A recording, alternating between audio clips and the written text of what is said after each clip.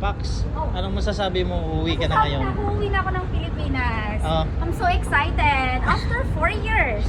Hello Pinas and hello world. So anong masasabi mo dyan sa mga ano mo? Sa mga kakilala mo dyan? Shout out! Anong masasabi mo ang haba ng pila? Ang haba ng pila. Anong masasabi mo? Okay, kasi hindi ako magdala sa vlog. Ang haba po ng pila.